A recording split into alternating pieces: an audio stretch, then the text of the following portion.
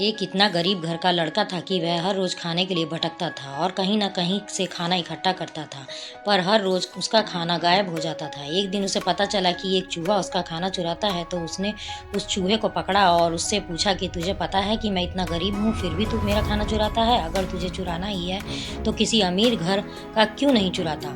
तो वह चूहा बोला कि तेरी किस्मत में जो कुछ ही लिखा है वही मिलेगा। भले ही तू कितनी ही कोशिश कर ले, भले ही तू कितना भी इकट्ठा कर ले, उसे अपने पास नहीं रख सकता। यह जानकर लड़का बहुत शौक हुआ कि ऐसा कैसे हो सकता है। तो चूहे ने कहा कि अगर तुझे जानना है कि तेरी किस्मत में क्या लिखा है, तो भगवान बुद्ध के पास जाना पड़ेगा। वही तुझे बता सकते हैं कि तुम्हारी किस्मत में क्या है। इसीलिए वह लड़का भगवान बुद्ध से मिलने के लिए निकल पड़ा। चलते चलते वह बहुत रात हो गई, इसीलिए रास्ते में उसने एक हवेली देखी और उस घरवाले से एक रात रहने के लिए इजाज़त मांगी। उसे इजाज़त मिल भी गई। हवेली वालों ने लड़के से पूछा कि वह इतनी रात को कहाँ जा रहा है। तो उसने कहा कि मैं बुद्ध के पास जा रहा हूँ अपनी किस्मत के बारे में पूछने के लिए। तो हवेली वालों ने कहा कि तुम भगवान बुद्ध से हमारा सवाल भी पूछोगे? हमारी एक 16 साल की लड़की है जो बोल नहीं सकती, क्या करें जिससे उसकी आवाज़ आए? उस लड़के ने कहा जरूर पूछूंगा आपका सवाल, और उसने उसको धन्यवाद कहा और सुबह वहाँ से निकल पड़ा। आगे रास्ते में बहुत बड़े बड़े बर्फ के पहाड़ थे। वह बड़ी मुश्किल से पहाड़ पर चढ़ा। उसे वहाँ एक जादूगर मिला।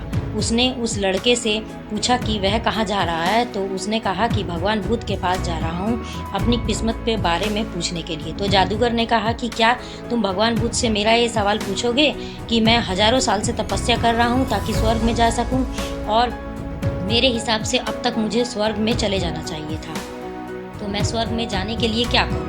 लड़के ने कहा कि ठीक है, मैं आपका सवाल बुद्ध से पूछूंगा। उस जादूगर के पास एक छड़ी थी।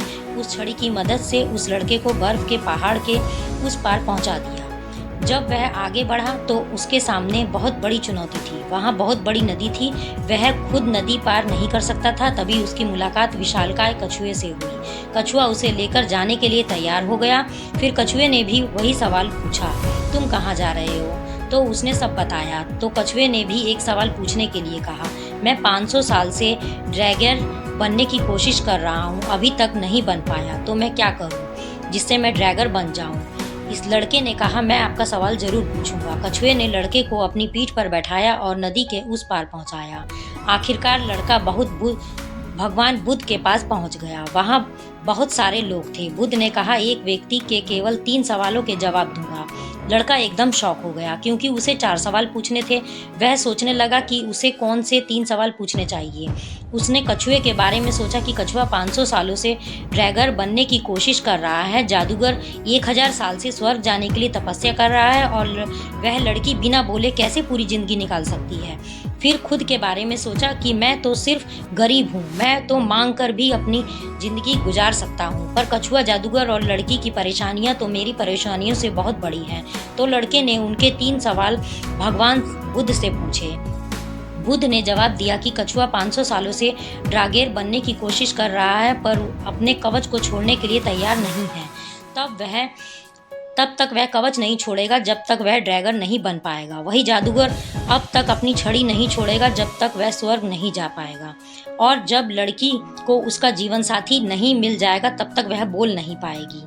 यह सब सुनकर लड़का वापस कछुए के पास आया और उसे सब कुछ बताया। तो कछुए ने अपना कवच निकाल दिया। जैसे ही कवच निकाला, उसमें से एक कीमती मोती निकले और मोती कछुए ने लड़के को दे दिए और वह ड्रैगन बन गया। फिर जादूगर के पास गया और सारी बात बताई। तो जादूगर ने अपनी जादू की छड़ी लड़के को दे दी और वह स्वर्ग में चला गया।